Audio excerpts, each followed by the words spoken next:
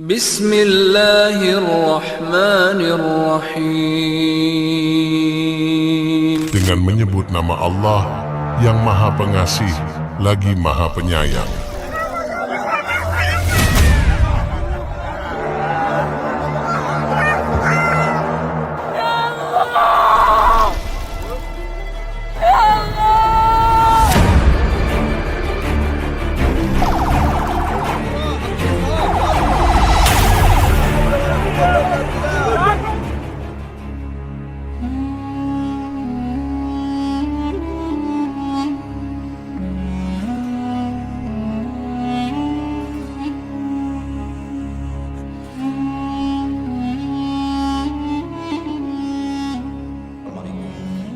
Warahmatullahi wabarakatuh.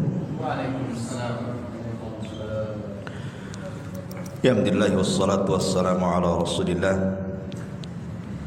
wa ala alihi wa sahbihi wa mawalah wa la hawla wa la quwata illa billahi wa ba'du.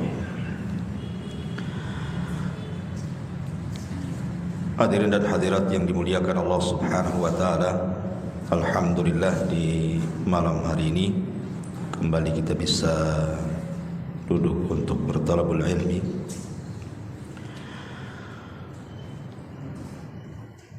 Dan malam ini masih membahas fikih salat ya. Apa-apalah kita selang-seling dengan fikih.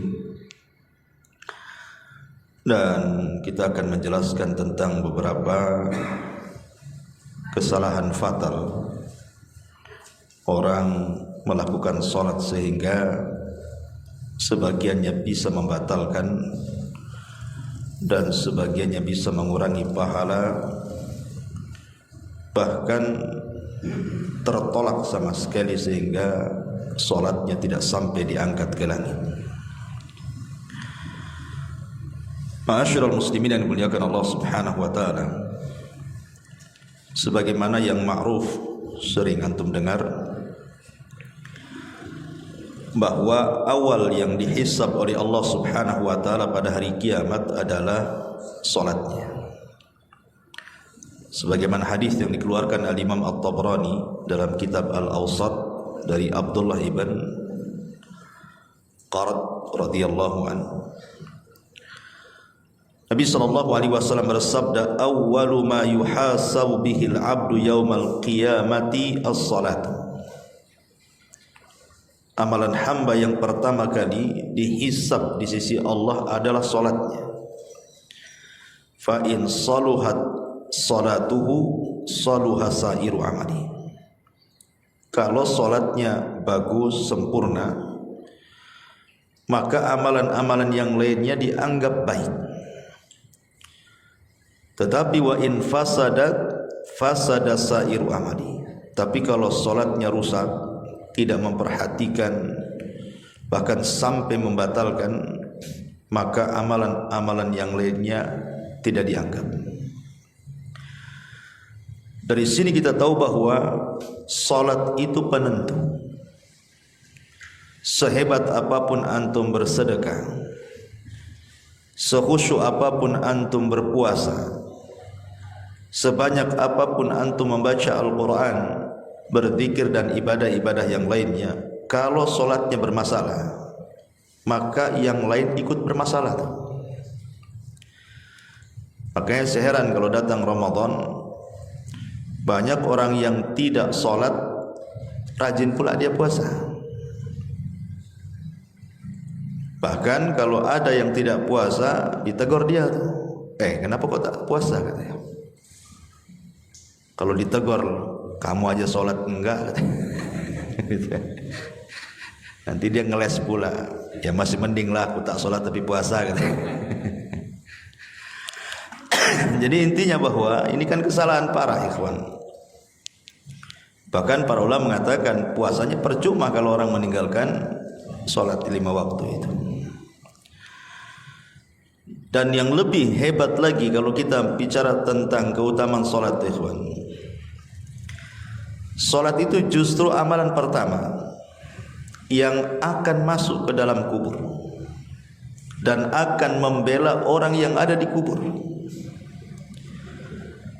Dalam hadis yang dihasankan para ulama dan juga dicantumkan oleh Syekh Albani dalam kitabnya Sahih Targhib dan Tarhib, dari hadis Abi Hurairah radhiyallahu anhu. Jadi kalau mayat itu dimasukkan ke dalam kuburan, maka dia sempat mendengar suara terompah sandal-sandal orang yang mengantarkan sampai pulang. Ketika dia sudah tidak mendengar sandal lagi, maka disabdakan Nabi SAW, kanatis salatu inda ra'si, maka salat akan berjaga-jaga dari arah kepalanya. Jadi kalau ada malaikat mendatangi dia, maka salat langsung menghalaunya, dan salat akan mengatakan kepada malaikat ini, ma qibali madkhal, tidak ada jalan kemari untukmu, katanya. Lihat bagaimana salat menyelamatkan orang dalam kuburan. Makanya jangan dianggap remeh salat itu, karena itu amalan pertama justru yang akan membela kita dalam kuburan. Dan salat akan mengatakan kepada malaikat yang hendak menyakiti dia, ma qibali madkhal, tidak ada jalan untung, pergi kamu, katanya. Ma'asyiral muslimin yang dimuliakan Allah Subhanahu wa taala, bahkan salat itu sendiri adalah sebab terbesar orang ini diberikan nikmat oleh Allah pada hari kiamat. Dan nikmat yang akan diberikan kepada orang salat ini melebihi nikmat sorga itu sendiri. Sorga itu sudah nikmat. Orang kalau masuk sorga itu sudah luar biasa. Ma la ainun ra'at wa la udhunun sami'at wa la khatara ala qalbi bashar. Nikmatnya tidak bisa dilihat, didengar, terlintas pun tidak. Tapi orang yang menjaga salat ini diberikan oleh Allah kenikmatan yang jauh dibandingkan sorga itu sendiri. Apa itu? Ru'yatullahi azza wa jalla, diizinkan memandang Allah azza wa jalla.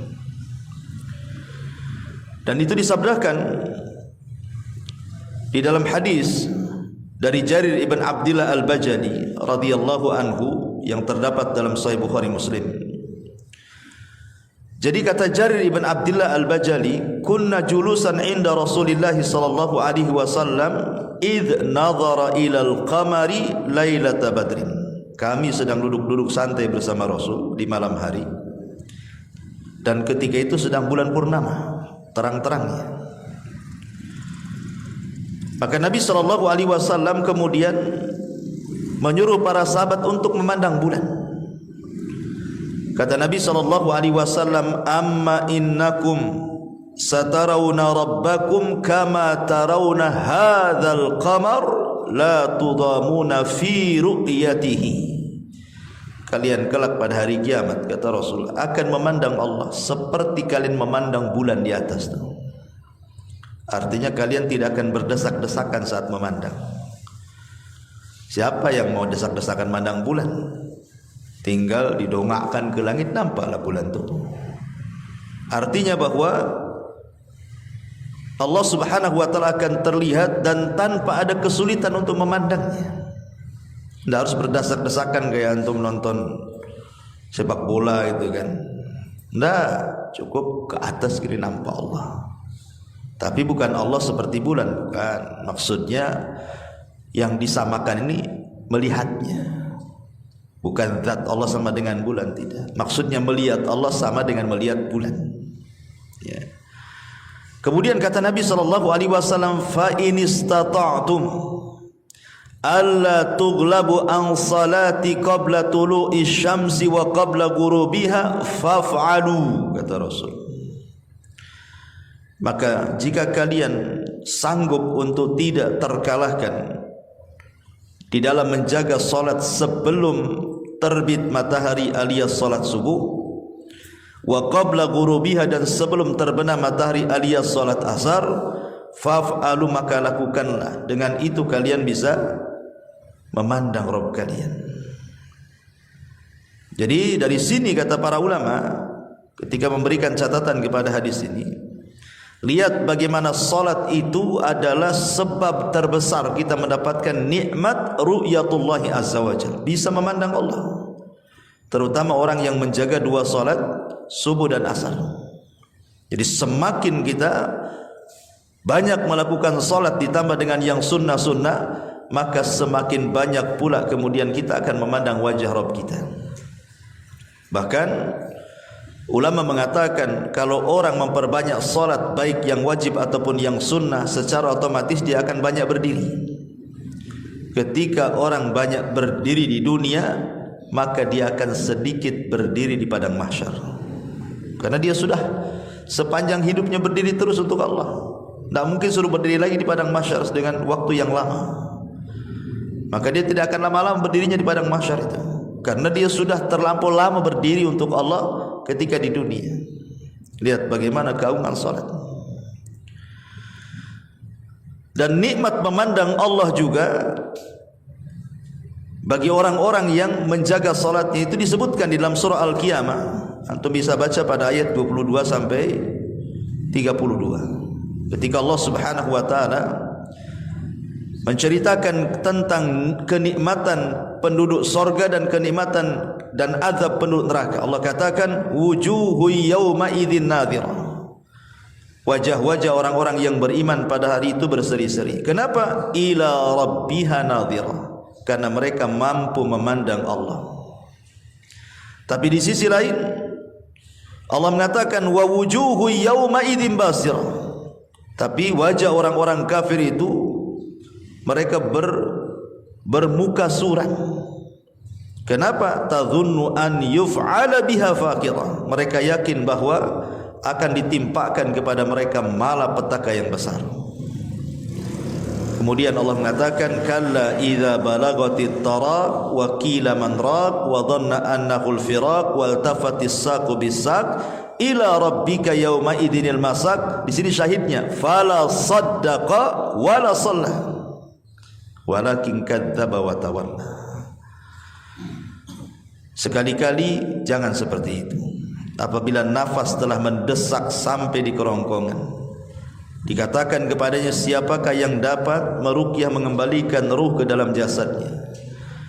Dan dia yakin bahwa sesungguhnya itulah waktu perpisahan dia dengan dunia, sehingga bertautlah betis kiri dan betis kanan kepada Rabb-Nya lah. Pada hari itu kamu akan dihalau. Kenapa demikian? Karena fala saddaqa wala shalla. Dia tidak pernah membenarkan Allah dan Rasulnya, dan dia tidak pernah solat. Macam mana orang yang tidak pernah solat akan memandang Rabb-Nya? Maka mafhumnya orang yang senantiasa menjaga solat, itulah yang Allah katakan wujuhu yawma idzin nadhira ila rabbiha nadhira. Wajah-wajah orang yang beriman pada hari itu berseri-seri karena mereka memandang Rabb mereka. Lihat bagaimana orang menjaga solat itu diberikan nikmat yang luar biasa, melebihi nikmat surga itu sendiri, memandang wajah Allah Subhanahu wa taala. Karena di dunia saja ikhwan, ketika antum salat kemudian antum saat ruku atau saat sujud, disitulah kesalahan kita itu sebenarnya jatuh. Makanya perhatikan antum kalau salat itu ruku dan sujud tuh, karena di situ letak kesalahan kita itu digugurkan. Karena di zaman Abdullah ibn Umar, Ibnu Umar ini melihat ada laki-laki ini ketika solat berdirinya lama sekali. Tapi ketika ruku sujud cepat, ngebut. Apa kata Ibnu Umar? Fa inni sami'tu an-nabiyya sallallahu alaihi wasallam yaqul. Aku mendengar Rasul bersabda, innal 'abda idza qama yusalli utiya bidhunubihi fawudiat ala ra'sihi aw atikihi fakullama raka'a aw sajada tasaqatat anhu. Kata Rasul, apabila seorang hamba tegak melaksanakan salat, maka dosa-dosanya akan didatangkan semuanya. Di mana? Di arah kepala dan arah bahunya. Maka apabila dia ruku kemudian sujud, maka akan berguguran dosanya, kata Nabi. Makanya kenapa kemudian posisi ruku dan sujud itu sangat menentukan diterima dan tidaknya salat kan? Karena ada hadis yang mengatakan ada orang sholat selama 60 tahun gak diterima. Alasannya apa? Karena dia tidak beres ruku dan sujudnya tuh. Justru ketika ruku sujud itulah kesalahan kita hilang. Tasaqatat anhu, berjatuhan kesalahan kita itu. Dalam riwayat yang disahihkan oleh Syekh Nasiruddin Albani dalam kitabnya Sahihul Jami, innal abda idza qama yusalli utiya bidunubihi kulliha fa wudi'at ala ra'sihi wa atikihi fa kullama raka'a sajada tasaqatat anhu. Apabila seseorang berdiri salat, maka semua kesalahannya akan diletakkan di kepala dan bahunya. Apabila dia posisi ruku, maka berjatuhanlah kesalahannya, dan apabila posisi sujud juga sama, menjatuhkan semua kesalahannya. Ibarat orang wudu kan jatuhnya dari tetesan air wudu, kesalahan kita hilang kan. Tapi kalau salat itu justru saat ruku dan sujud. Disitulah waktu yang sangat baik. Makanya disuruh tumakninah. Tumakninah itu artinya betul-betul ruku ya. Kalau seandainya diletakkan mangkok berisi air di punggungnya itu nggak akan jatuh saking ratanya. Dan ketika sujud juga sama tumakninah, sehingga pahanya lurus.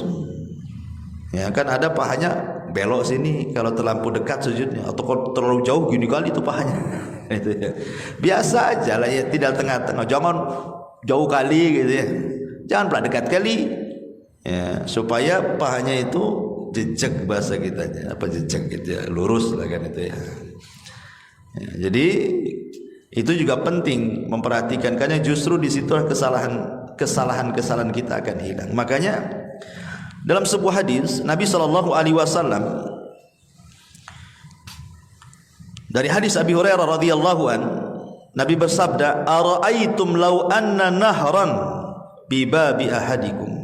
Bagaimana pendapat kalian kalau seandainya di depan rumah kalian itu ada sungai jernih bersih sekali, wa yaghtasilu minhu kulla yaumi khamsa marrat, dan di antara kalian setiap hari minimalnya 5 kali mandi di sungai itu.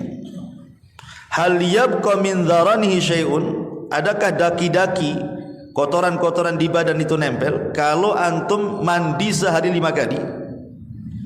Qalu la yabqa min dharanihi syai'un, enggak ada ya Rasul, pasti bersih lah.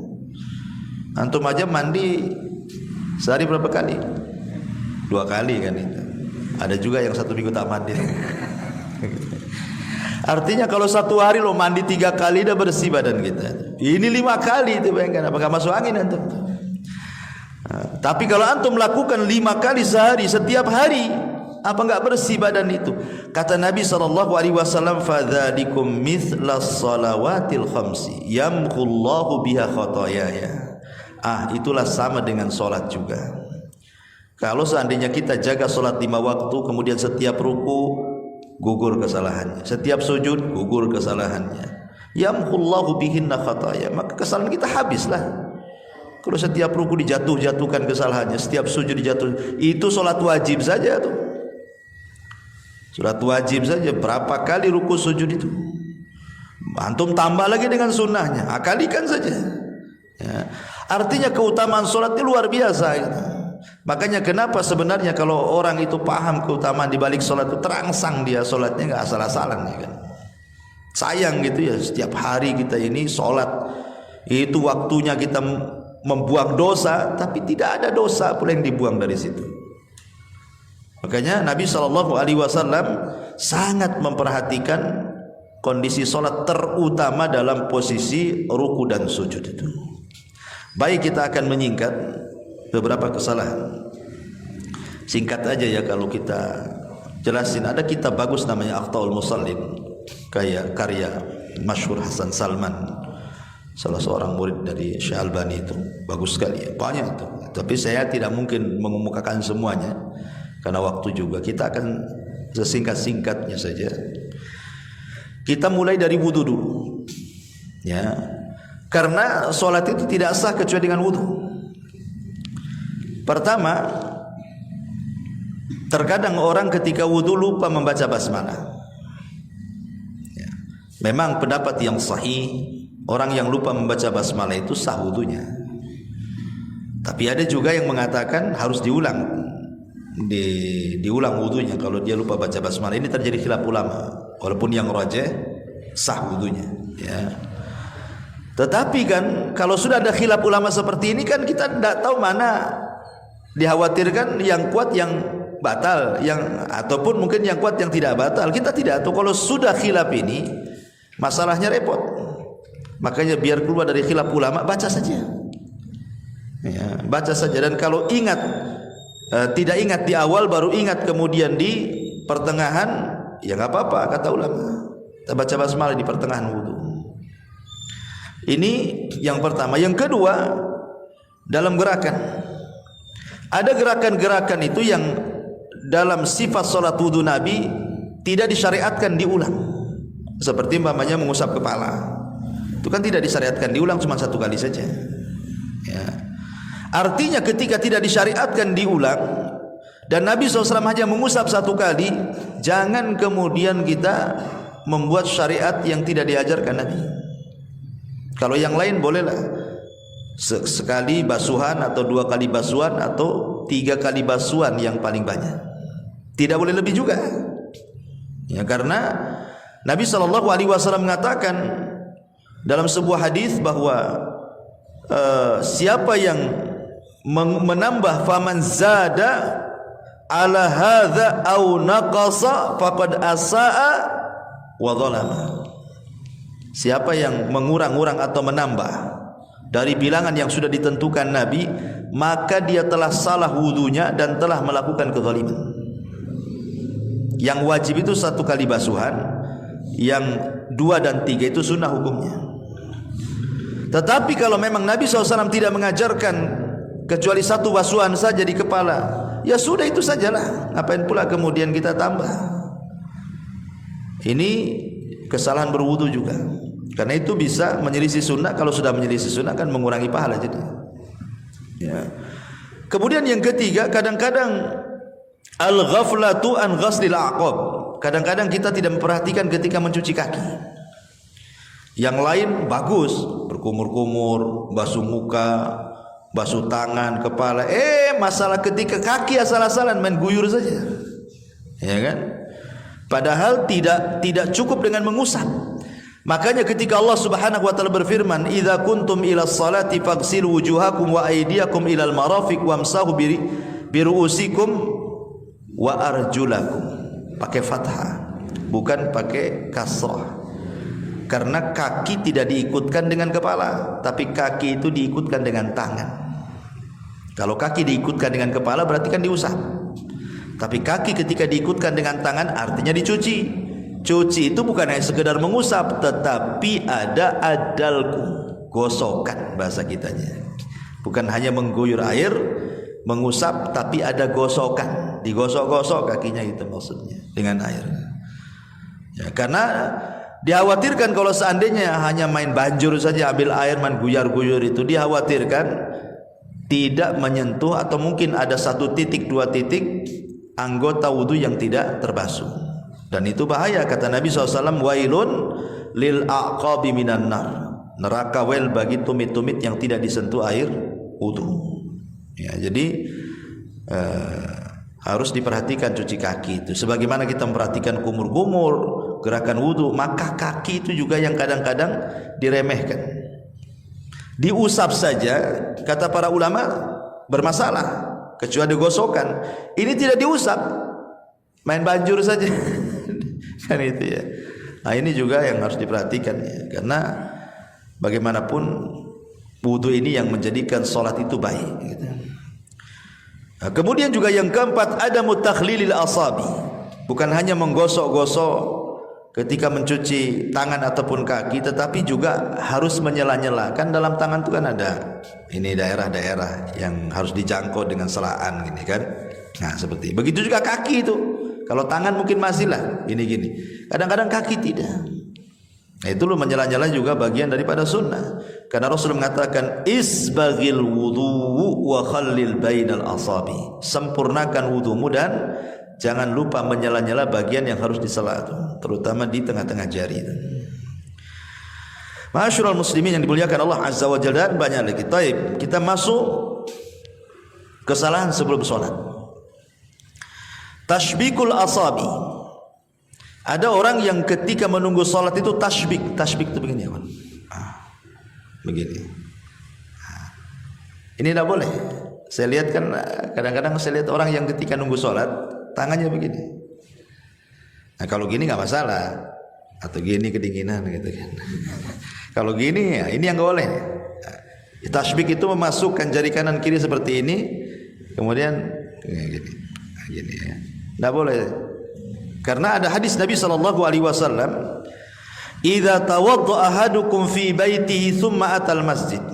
Apabila salah seorang dari antara kalian berwudu, kemudian mendatangi masjid, kana fi salatin hatta yarji, maka dia dianggap di dalam salat sampai dia kembali.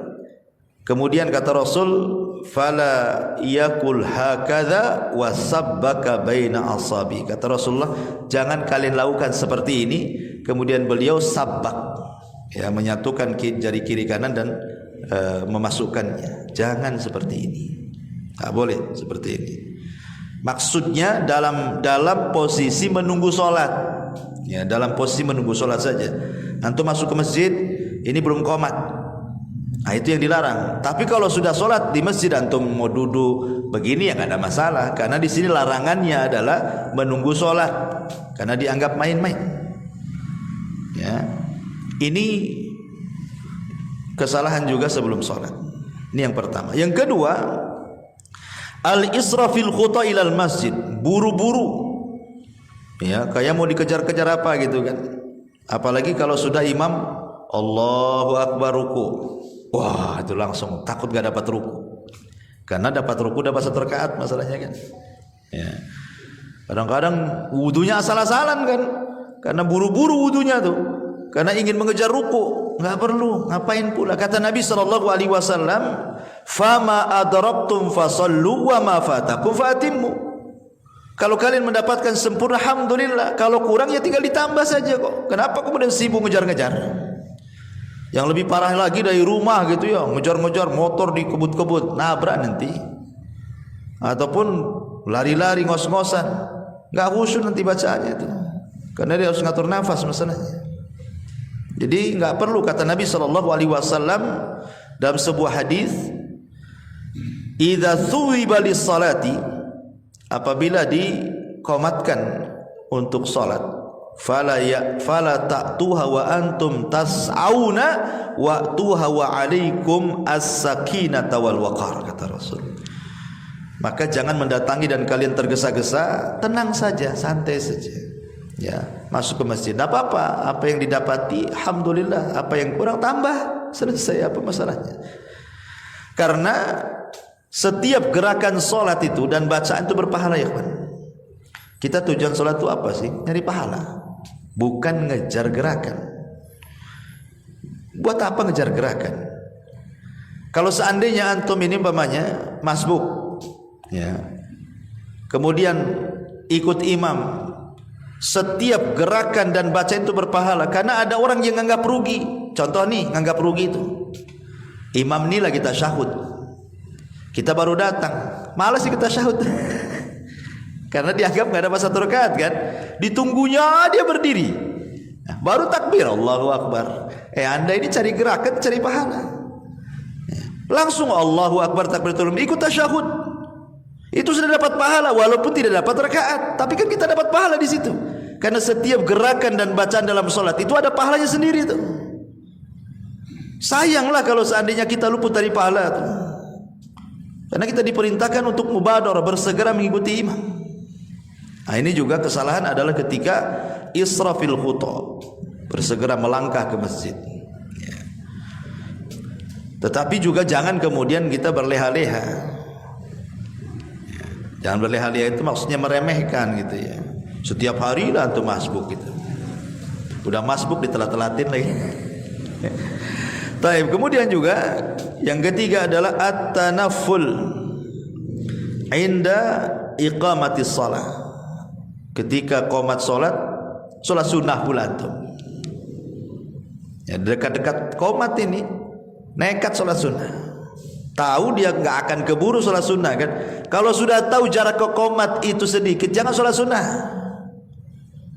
Kecuali kalau masih lama, baru adzan kan masih lama. Ya, tapi kalau sudah nampak, apalagi kan sekarang di masjid-masjid itu kan ada itunya ya, kayak layarnya kan. Jam sekian masuk, nanti bunyi itu tut gitu kan. Nah, udah nampak nih. Nah, ini tinggal 2 detik, mana bisa saya.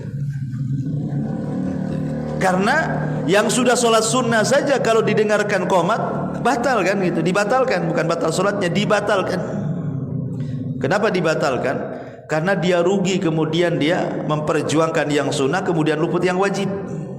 Kecuali posisi dia itu lagi tasyahud akhir, ya tidak masalah lah kan, tinggal tasyahud akhir saja. Dan ini baru qomat, ya, berarti kalaupun lewat sedikit sekali, ya. Tapi kalau masih 1 rakaat lagi, kemudian dia qomat, ya rugilah.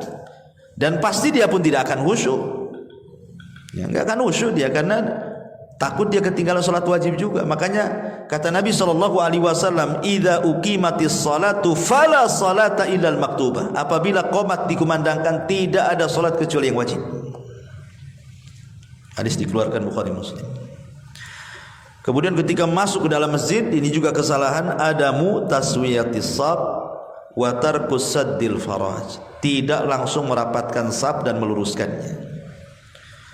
Pokoknya main masuk takbir, enggak begitu. Kita masuk shaf, perhatikan dulu kelurusannya dan kerapatannya.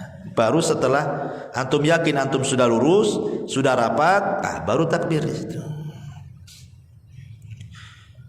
Dan kalau memang kawan sebelah itu memang sudah terbiasa merapatkan kaki tumit ketemu tumit, alhamdulillah. Ya, dia berasa kita pun nyaman dengan dia. Tapi ada orang-orang itu kalau dirapatkan tak nyaman dia, gatel katanya, kan gitu, gatel gitu ya, udah gitu dan rapat gitu, menjauh dia, ya sudah. Ya kalau antum sudah berusaha mendekat dia menjauh, aku mendekat kau menjauh, ya sudah. Ya, karena masalahnya ada 2 kemadharatan. Satu madharat kepada yang menjauh, kakinya semakin rapat, kita pula semakin ngangkang. Kan gitu kan masalah kan. Bahkan ada kasus itu di Gresik dulu, saya masih mondok tuh di masjid rumah sakit. Jadi ada ikhwan itu sakit, nah kita solidaritas anak pesantren ya ikut nunggu lah kan. Sebagian ikhwan ini semangatnya gitu, ingin merapatkan shaf tuh. Jadi orang yang dirapatkan shaf ini orang awam, mungkin masih tanya-tanya ini syariat apa kayak gini kan, begini. Jadi makin ngangkang tuh ikhwan ini, marahlah orang sebelah. Akhirnya sepak kakinya jatuh lah. Karena kan kekuatannya kan nggak bisa, kalau ngangkang gini kan kekuatan berdirinya kan kurang kan itu. Jadi sepak jatuh lah kan itu. Sempat ribut tapi sholat tuh. Nah kan jadi akhirnya kan nggak bagus. Niatnya baik untuk merapatkan shaf, tetapi berujung dengan penyepakan. Kan gitu kan. Jadi belum tentu niat baik itu jadi baik kan itu ya. Kalau memang orang sebelahnya nggak dirapatkan ya udah. Ya jangan dikejar-kejar kaki orang. Taib. Yang penting kita sendiri sudah ada niat ingin meluruskan dan merapatkan. Intinya seperti itu. Karena Rasul mengatakan la tasawwunna sufufakum aw la yukhallifannallah baina qulubikum wa wujuhikum. Kata Rasul, rapatkan shaf kalian atau Allah akan selisihi wajah dan hati kalian. Sebenarnya gampang saja kita ini melihat warga di sekitar sini nyatu hatinya atau tidak, itu lihat sholatnya. Kalau sholatnya centang perenang shafnya ada, berarti banyak masalah di tempat ini. Hatinya nggak sama tuh. Ya tapi kalau rapat-rapat shafnya itu berarti bersatu lah. Karena hadisnya seperti itu. Rapatkan shaf kalian atau Allah buat hati kalian bermasalah satu dengan yang lainnya. Ini juga kesalahan sebelum sholat. Nah, kita masuk ketika masuk sholat. Kesalahan pertama adalah ada tuma'ninati fis sholat. Tidak tuma'nina. Tidak tuma'nina seperti tidak meluruskan sewaktu ruku dan tidak tuma'ninah meluruskan sewaktu sujud. Nabi SAW beliau bersabda kepada orang yang tidak tumanina ketika ruku dan sujudnya, kata Rasul, irji fasalli fa innaka lam tusalli. Ulangi solatmu, kau belum dianggap solat. Sampai 3 kali Rasul itu, ulangi solatmu, kau belum solat. Jadi sahabat ini mengatakan, ya Rasul, saya tidak bisa melakukan yang lebih baik daripada ini, katanya, karena sudah 3 kali diulang. Maka Nabi memberitahu kesalahannya apa. Kata Nabi SAW, idza kumta ila salati fakabbir thumma qra' ma tayassara ma'aka minal Qur'an. Apabila engkau menuju salat, bertakbir, kemudian baca yang mudah untukmu, jangan yang sulit-sulit dibaca. Makanya sebagian para ulama mengatakan makruh hukumnya salat wajib melihat mushaf, karena di masjid itu taruh mushaf kan, ya, itu tidak disyariatkan kalau salat wajib. Kalau salat sunnah nggak apa-apa. Salat malam antum ingin 30 juz baca Quran nggak masalah, ya. Tapi kalau salat wajib jangan, karena di sini Rasul mengatakan apa? Summa qra' ma tayassara minal Quran, baca yang mudah. Kalau Al-Baqarah tidak hafal, Al-Fil, ya. Kalau surah sapi betina tak hafal, surah gajah aja lah. Kan Al-Baqarah panjang, Al-Fil kan cuma sejengkal aja, ya. Ya, karena kita disuruh yang mudah saja, jangan takalluf. Kita sedang sholat wajib masalahnya. Kalau sholat sunnah nggak apa-apa, pegang Quran duduk aja boleh, kita sholat sunnah itu. Kalau sholat wajib kalau bisa jangan takalluf, jangan membebani diri. Summarka hatta tatma'inna rakian. Kemudian ruku sampai tumakninah rukunya. Summarfa hatta ta'tadila qa'iman. Kemudian beritidallah sampai betul-betul sempurna berdirinya. Summasjud hatta tatma'inna sajidan. Kemudian sujud sampai tumakninah dalam sujudnya. Summarfa hatta tatma'inna jalisan. Kemudian duduklah di antara 2 sujud sampai kau tumakninah. Summasjud, kemudian sujud kembali hatta tatma'inna sajidan. Summaf'al dzalika fi salatika kulliha. Kemudian sujud sampai tumakninah, lakukan seperti itu dalam semua salatmu. Artinya jangan meremehkan soal tumakninah dalam solat, karena tadi sewaktu kita ruku disitulah letak kesalahan kita gugur, sewaktu kita sujud disitulah letak kesalahan kita gugur. Maka kalau bisa rukunya tumakninah agak panjang, jangan cepat-cepat kan itu. Kemudian sujudnya juga sama. Makanya saya nggak kebayang tuh orang yang taraweh 7 menit ya, 7 menit 23 rakaat kan. Cemana dia akan tumakninah? Nggak bisa. Oh, dolin katanya. Kok langsung dolinnya saja kan? Kapan mulainya itu? Alhamdulillahnya kok langsung dolin. Ya. Jadi kadang-kadang seperti itu. Jadi nggak boleh dalam Islam itu terlalu cepat seperti itu. Karena dipastikan tidak tumakninah. Dipastikan tidak tumakninah. Karena saya lihat video itu orang nih ruku ya, belum betul-betul ruku tuh, karena terlalu cepat. Jadi modelnya gini, nggak lurus begini, baru begini, udah bangkit lagi. Ya, dari segi gerakan tumakninahnya saja bermasalah. Gimana dengan bacaannya coba? Ya, makanya yang seperti ini, kalau antum melihat imam seperti ini, mufaraqah saja, keluar, baguslah sendiri. Kalau membahayakan sholat kita. Ya.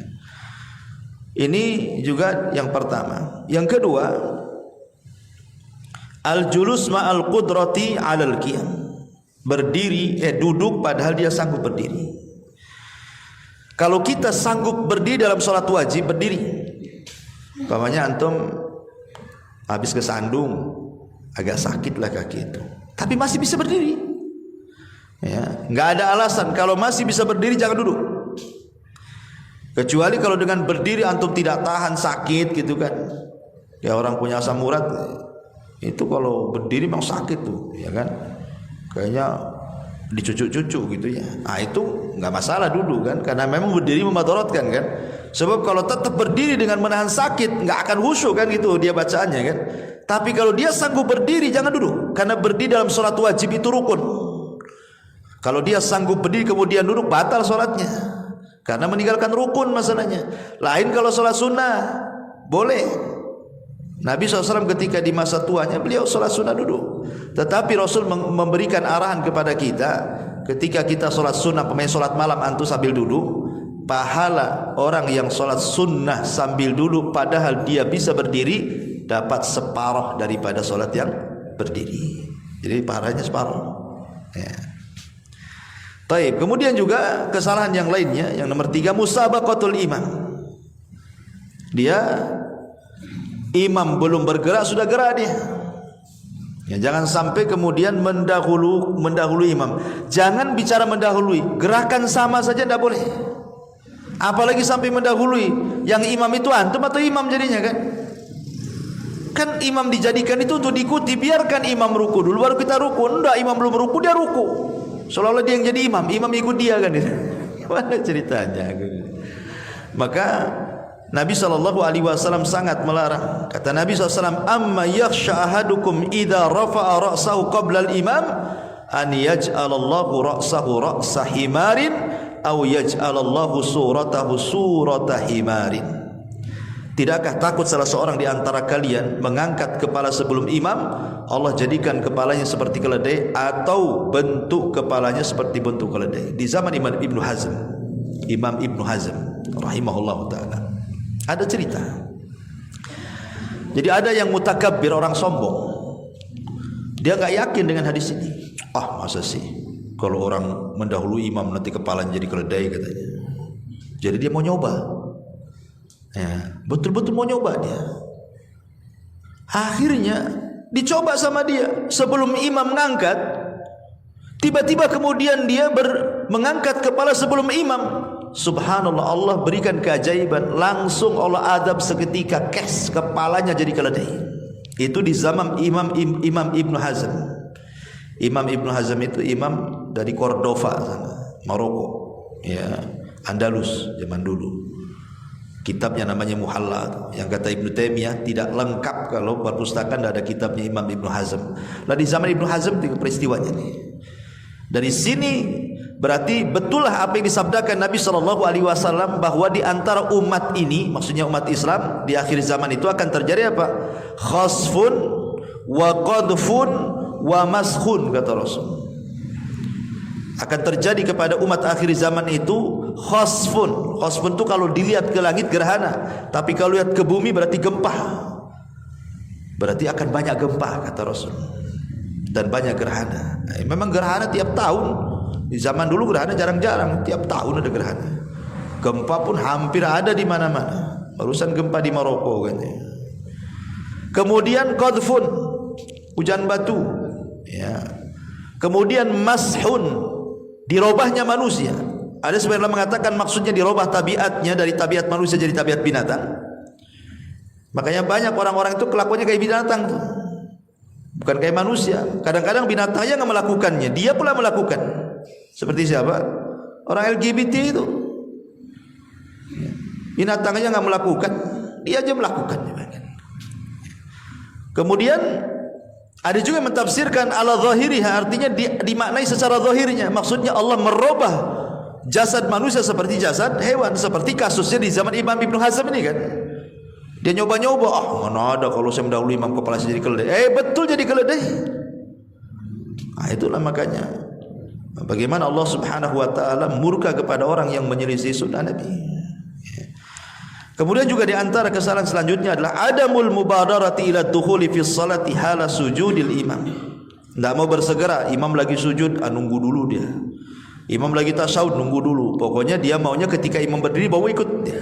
Kalau selain posisi berdiri atau rukuk enggak mau ikut dia. Ini juga kesalahan. Karena imam dijadikan untuk diikuti, sudah saya jelaskan tadi. Bahkan ada hadis Nabi mengatakan, idza ji'tum ila sholati wa nahnu sujudun fasjudu wala ta'udduha syai'an. Apa kata Rasul? Kalau datang kalian dan kami sedang sujud, bersegera ikut gerakan, kata Rasul. Hadis dikeluarkan Nabi Daud. Kemudian juga kesalahan berikutnya, tarku raf'il yadaini fi mawadi'ir raf'i. Tidak mengangkat tangan di waktu-waktu ketika mengangkat tangan. Kapan mengangkat tangan? 4 tempat. 1, taat takbiratul ihram. Allahu akbar. Ngangkat tangan itu bukan takbiratul ihram. Takbiratul itu ucapan Allahu akbar, itu takbiratul ihram. Ya, kalau ngangkat tangan ya ngangkat tangan. Ya, ini 1. Ya. Kemudian yang kedua inda ruku, ketika hendak ruku, ngangkat lagi Allahu Akbar ruku. Ya, ini kedua. Kemudian yang ketiga inda raf'i minhu, ketika bangkit dari ruku, angkat tangan lagi Allahu Akbar. Ya. Kemudian yang terakhir wa inda raf'i minat tasyahhudil awal, dan ketika bangkit dari tasyahud awal Allahu Akbar. Berarti ngangkat tangan empat tempat nih. Ya, takbiratul ihram Allahu Akbar, saat ruku Allahu Akbar, bangkit dari ruku Allahu Akbar, kemudian setelah tasyahud awal bangkit ke rakaat berikutnya angkat tangan lagi. Ya. Saya lihat ada orang yang setiap gerakan angkat tangan dia. Tapi ada juga yang setiap gerakan tidak ada angkat tangan juga, takbiratul ihram saja. Ada yang terlalu ekstrim, angkat tangan semua. Ada yang tak ngangkat tangan sama sekali kecuali takbiratul ihram. Nah, ini juga kan kesalahan gitu ya, karena menyelisih sunnah. Memang tidak membatalkan salat kecuali takbiratul ihram kan itu ya. Nah, tapi kan mengurangi pahala, karena bagaimanapun melaksanakan sunnah itu penting dalam salat kan. Kemudian juga kesalahan yang lain adalah adamus sujud alal a'dha'i sab'ah. Dia tidak sujud di atas 7 anggota sujud. 7 anggota sujud itu maksudnya 2 telapak tangan, 2 sudah dihitung 2, 1 2 kan itu. Kemudian 2 lutut berarti 4. Kemudian 2 ujung jari-jari kaki berarti 6 ya. Kemudian dahi dan hidung 7. Ini harus nempel di bumi ini. Saya lihat pernah ada orang sujud kakinya ngangkat ke atas. Pernah tuh lihat orang lihat sujud kakinya ngangkat tuh. Nah, kakinya nancep. Atau hanya dahinya, hidungnya nggak kena. Nah, makanya dahi dengan hidung itu satu paket itu. Kalau sampai ada di 7 anggota sujud tidak nempel di bumi, tidak sah sujudnya. Karena Nabi SAW yang mengatakan dalam sebuah hadis, ya, idza sajada amkana anfahu wa jabhatahu, apabila kalian sujud benamkan hidung dan dahimu, ya. Wa nahayadaihi an jambaihi, jauhkan lambung dari sikut. Jangan gini, enggak ada perbedaan sujud laki-laki dan perempuan itu. Karena ada yang bertanya, Ustaz, katanya kalau perempuan itu dirapatkan, kalau laki-laki direnggangkan. Enggak ada, sama semuanya. Bahkan kalau anak-anak kambing masuk dia. Ya, tapi kalau antum salat jamaah rapat safnya ya jangan dibentang-bentang gini. Ya, kasihan dong sebelah kan itu. Kalau sholat sunnah, karena posisi kalau lagi rapat gitu kan agak sulit. Ya gimana lagi kan gitu ya. Tapi kalau sedang sholat sunnah sendirian kan bisa untuk melakukan ini. Ya.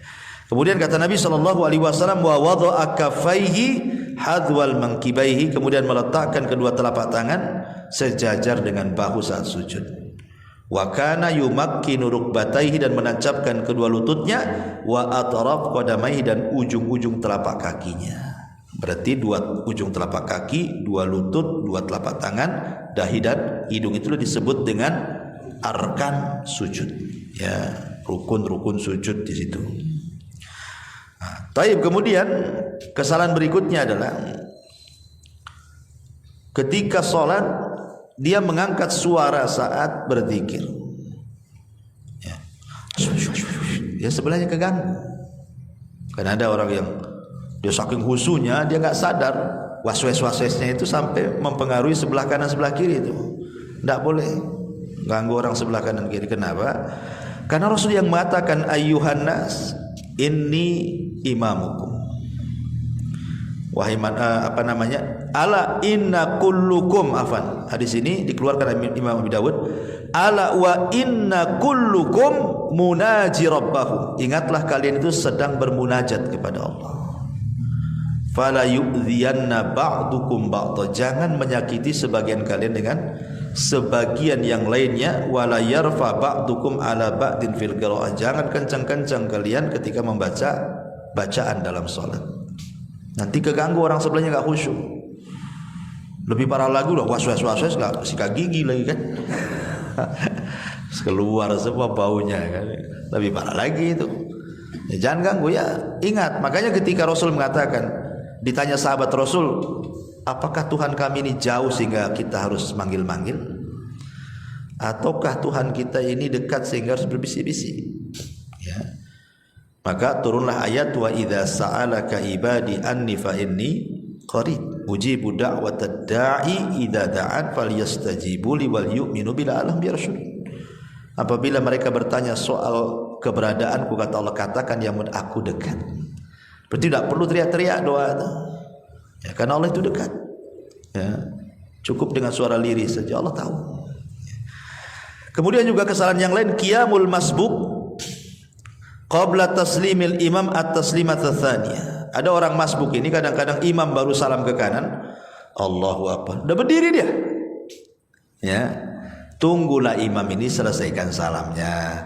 Assalamualaikum. Assalamualaikum. Baru berdiri. Ya. Ini enggak.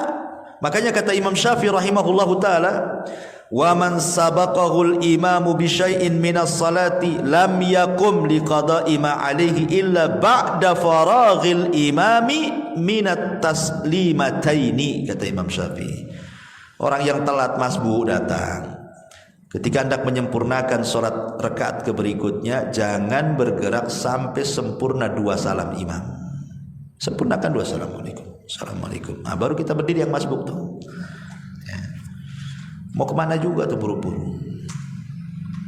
Taib. Kemudian juga yang selanjutnya adalah at-tahawun fil qiyam bastu adh-dhira'aini fi sujud. Bastu dhira'aini fi sujud. Dia tidak mengangkat sikut saat sujud, malah merebahkan tangan. Jadi harusnya kan sikutnya diangkat. Ini direbahkan begini. Kan ada orang yang begini kan, direbahkan. Harusnya kan diangkat begini, bukan direbahkan. Karena itu gaya anjing masalahnya. Itu anjing duduk, ya.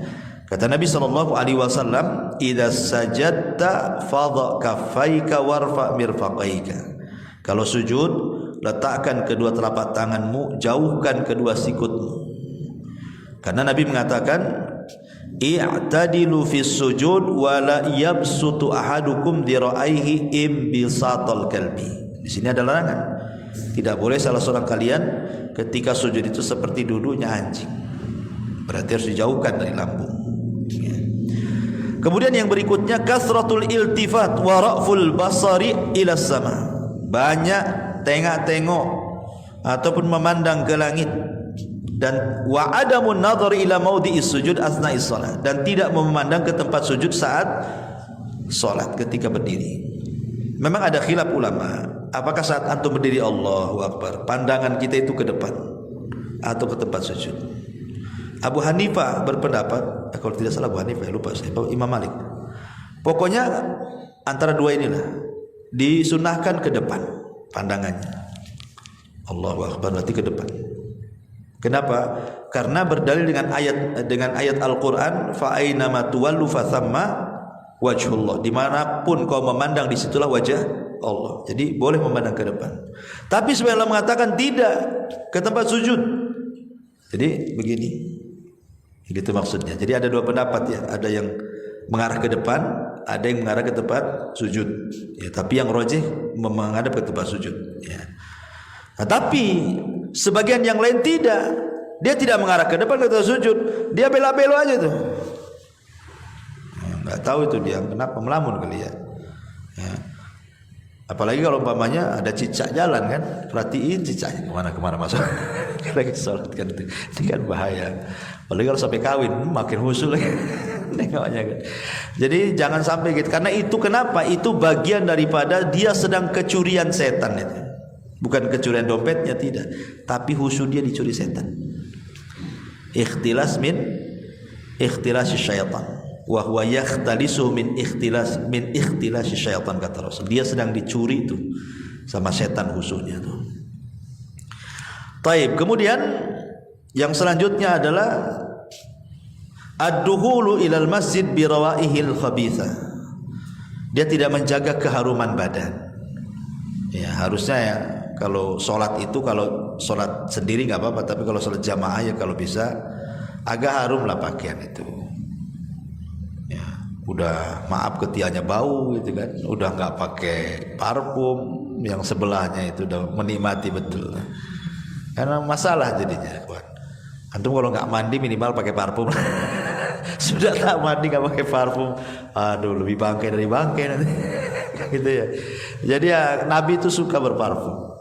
Kemana-mana kalau bisa bawa parfum. Nah, apalagi kalau sholat. Jadi kita khusyuk di sebelahnya pula khusyuk. Sebab kalau bau yang kita khusyuk sebelah tak khusyuk. Kan ya? Mungkin kalau lihat antum lagi, mungkin mikir-mikir kalau sebelah itu. Malas ada sebelah dia kan. Gitu kan. Taib. Taib dan banyak lagi. Tetapi yang ingin saya jelaskan yang lebih tajam lagi, hal-hal yang bisa membatalkan sholat. Jelas ini batal sholat ini. Ya. Dan ini ada 10 perkara. Ya. Jangan sampai antum melakukan ketika sholat, karena dipastikan batal sholatnya. Dan membatalkan sholat itu karena 2 perkara. Pertama, karena antum melakukan yang diharamkan, atau karena antum meninggalkan yang diwajibkan. Jadi batalnya sholat itu cuma 2 perkara ini: melakukan yang diharamkan atau meninggalkan yang diwajibkan. Adapun melakukan yang diharamkan, 1, makan minum secara sengaja. Ya. Antum lagi makan roti, takbiratul ihram. Itu tidak boleh. Lepehkan dulu lah makanan itu. Ya. Ini jelas tak boleh. Ya, batal sholatnya kalau secara sengaja gitu. Pemain antum lupa sikat gigi, ada pula 3 beras masih nyangkut, lepas pula dari gigi itu, akhirnya antum kunyah-kunyah. Kalau antum sengaja dikunyah-kunyah, telan, nah itu main-main antum itu. Ya, sebaiknya antum lepehkan. Ya, lepehkan, jadi maksudnya dia ditampung lah, ambillah sama tangan, masukkan ini ya ke pesa, ya kan. Nanti habis sholat jadi duit. Taib. Ini yang pertama. Yang kedua, al-kalamu amdan fi ghairi maslahatis shalah. Ngomong secara sengaja yang tidak ada kaitan dengan maslahat sholat. Ngomong sengaja, Allahu Akbar, handphone orang-orang afan lagi sholat. Itu tidak boleh kalau ngomong di luar maslahat sholat. Karena di zaman Rasul itu ada seorang sahabat, saya lupa namanya. Jadi samping dia itu bersih, haji. Gitu. Mungkin karena dia terbiasa refleks mendoakan orang bersih. Yarhamukallah. Gitu. Jadi orang mandang-mandang semua sama dia. Ya, ada apa orang di depan lagi sholat dong? Orang memandang dia. Sampai ketika kemudian selesai sholat, maka Nabi SAW memberikan wejangan. Nah, maksudnya jangan dijawab, karena sholat itu perlu kekhusyuan. Ya. Taib. Kemudian yang nomor 3 adalah al-amalul katsiru amdan, banyak bergerak. Nggak ada jalan, nggak ada hajatnya bergerak, banyak bergerak. Ya, jadi jangan banyak bergerak yang tidak ada hajatnya dan bukan jenis sholat. Bukan jenis sholat, tapi banyak bergerak. Walaupun para ulama itu membedakan, kalau sedikit ya dimaafkan. Seperti kalau mazhab Syafi'i itu kan 3 gerakan kan itu ya. Nah, tapi kalau banyak bermasalah, bisa batalkan sholat kalau terlalu banyak bergerak. Maksudnya bergerak yang bukan bagian daripada gerakan sholat. Tapi kalau bagian dari gerakan sholat, umpamanya nih, kan kita tidak boleh sholat kecuali menghadap sutra. Umpamanya di situ, antum jadikan orang yang duduk di situ, jadikan sutra. Allah. Kemudian pergi pula dia. Kalau hanya 2 langkah ke sini, nggak apa-apa, dekat. Tapi kalau antum jadikan sutra di situ, pergi dia, antum jalan sampai sini, jalan-jalan tuh namanya. Nggak usah. Ya, kalau masih memungkinkan selangkah 2 langkah nggak apa-apa. Tapi kalau jauh kali, nanti orang nengok sholat gaya apa itu? Ini sholatnya Wahabi nih. Kalau salah kan itu. Ya. Baik. Kemudian yang nomor 4, adz-dhahiku fi sholati, tertawa dalam sholat. Tertawa, entah antum menghayalkan apa atau tertawa. Ya. Kan kadang-kadang itu. Kadang ada juga orang cerita itu dia tertawa gara-gara lihat anekdot di kaos orang. Allahu Akbar. Tengok mungkin ada anekdot di situ, bahasa apa terbaca, ketawa dia, batal sholatnya. Makanya jangan ganggu orang sholat. Kalau tahu kaos-kaos itu jangan, ini mesti politik nih maksudnya. kaos partai. Sampai ada cerita itu ketika dia tasyahud itu kan gini, sekali yang di sampingnya nomor turut 2 jadi gini tasyahudnya. Berarti bolonya lagi. Ini kan main-main aja salatnya. Kemudian juga yang nomor 5, al-khata'u fil qiraati idza ghayyara al-ma'na. Ya, kesalahan dalam bacaan yang sampai merubah makna. Di mana maknanya ini sangat parah. Bahkan bisa sampai kekufuran. Nah, ini jelas. Ya, kalau sampai fatal sekali merubah maknanya, maka tidak sah salatnya. Tapi kalau bukan karena mungkin lidahnya yang susah gitu kan, memang sudah berusaha lidahnya susah. Ya memang gimana lagi, orang kita ini bukan lidah Arab kan gitu. Kemudian yang nomor 6, takhalluf al-ma'mum an imamatihi bi ruknaini. Ketinggalan 2 rukun. Karena imamnya cepat-cepat, ketinggalan 2 rukun kita. Umpamanya kita mau tumaninah, Allahu Akbar, baca. Imam ruku kita belum selesai bacaan, masih baca saja. Imam i'tidal kita pula baru ruku, berarti 2 lewat tuh, batal salatnya. Jangan kelewat 2 rukun. Kalau imam ruku segera ruku lah, jangan nunggu dia i'tidal. Nah, ini batal salatnya. Nah, kemudian yang nomor 7, ma abtalat tahara kal hadathi wa aqlillah milibil. Antum habis wudu makan daging unta. Kan daging unta pendapat yang kuat batal wudunya. Kalau daging kambing enggak masalah. Ya. Jadi waktu sholat Allahu Akbar. Oh iya tadi saya baru makan sate unta. Batalkan sholatnya. Ya, karena dia belum tajdid wudu, belum baru wudu kan gitu. Karena kalau terus langsung dilakukan, berarti antum sholat tanpa wudu namanya. Kan batal wudunya dengan makan daging unta gitu ya.